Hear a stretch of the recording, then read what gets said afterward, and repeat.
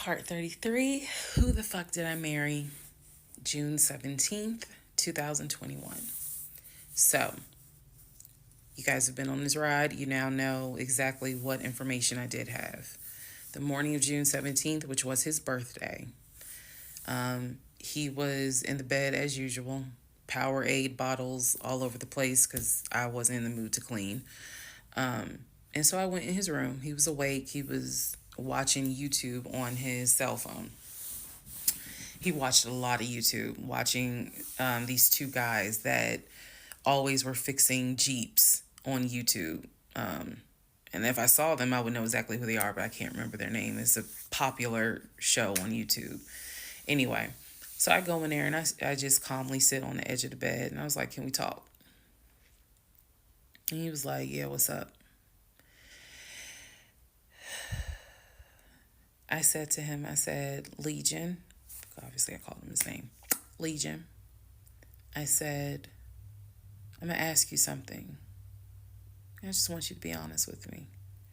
So he starts, I can already see in his eyes, he's about to get defensive. And I was like, "Calm." Because this is the tone I had. "Calm." I said, "You never went to San Diego State, did you?" He rolls his eyes and he's like, I said, "Calm down. Watch your tone." I said, "You never went to San Diego State." I said, "You never lived in California, did you?" And he said, "Of course I lived in California." He was like, "I fucking showed you the house I had in California." He said, "And I told you about San Diego State. I was a private citizen. My dad paid for me to be a private citizen." And I said, "Okay." I said, "I called San Diego State." And he looked at me.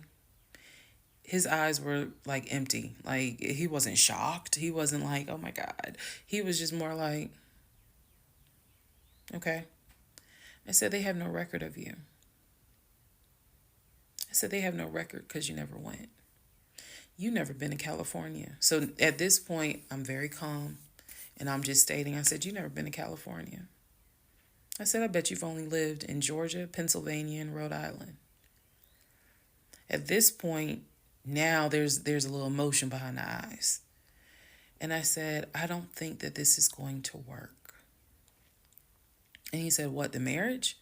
He was like, "So what you saying? You don't want to be married to me anymore?" And I said, "I don't want to be married to you anymore." I said, "We need to go our separate ways. We tried, but we need to go our separate ways." The way that I am talking to you all is exactly how I was talking to him.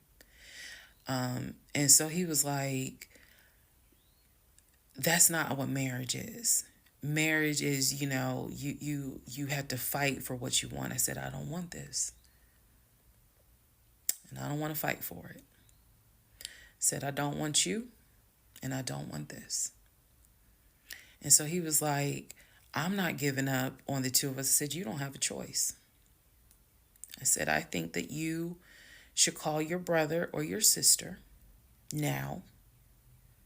And I think that you need to pack a bag. And I think you need to get the fuck out my house." And he was like, "I don't really have time for this. I don't feel well." I said, "I don't care. You need to get out of my house." Again, the way I know y'all are going to be like, "She's so dramatic." And in real, I am actually a very dramatic person. But the way that I'm talking to you guys on this video is exactly how I was talking to him in the beginning of how this started.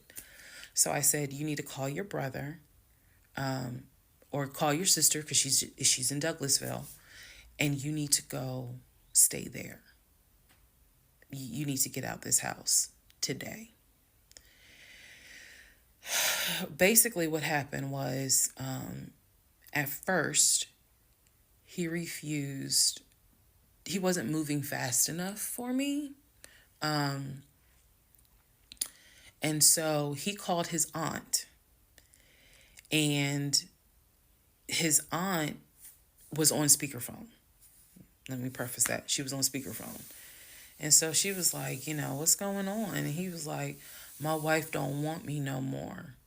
She claimed that I be lying to her. I ain't never lied to her.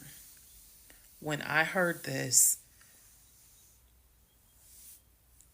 what's the analogy I can give y'all?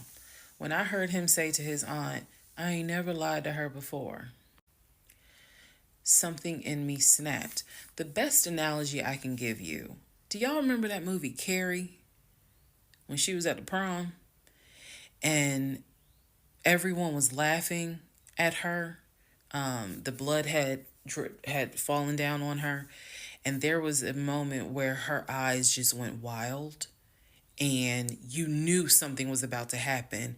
You just didn't know what, but y'all had pushed her too far. When he said to his aunt, I ain't never lied to her, I snapped. The calmness left, the amount of rage that was in me. I could have fought every member of the Kansas City Chiefs and beat every last one of their asses. I could have fought every member on the Atlanta Falcons and beat every last one of their asses. I'm not a violent person, but I was there. That statement, I ain't never lied to her, took me there. I went off. I went off. I went off so bad that first of all, every part of me was shaking. I called my mom. My mom was on speakerphone, and she's in Arkansas.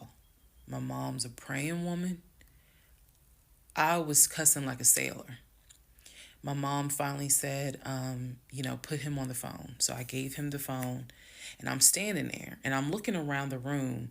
Is the scene that I remember is the Angela Bassett scene in Waiting to Exhale, when her eyes are darting around the room right before she grabs everything to put it in the car to set it on fire. I was more so looking at what weapons were in the room: the lamp, the TV, the dresser. I was looking more. While she was talking to him, my eyes were darting around the room, because if he did not get his ass up and get his shit and get up out of my house, it was going to be bad. If I have never in my life been on TikTok and said thank you, if had it not been for the blood, y'all, I know this is gonna sound dramatic. I know this is gonna sound like, girl, you so funny. You don't understand. Had it not been for the Lord on my side, had it not been for the fact that I know I got a praying mother, I know I had a praying aunt, I know I've had a praying grandmother in heaven, because I'm telling you, I clearly saw what was getting ready to happen had he not gotten up, got his shit, and got out of my house.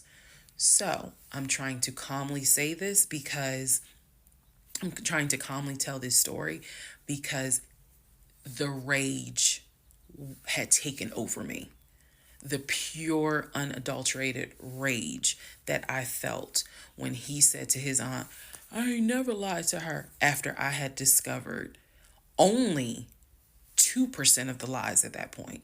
Just 2%. So it was enough for me to be like, you need to get your stuff and go.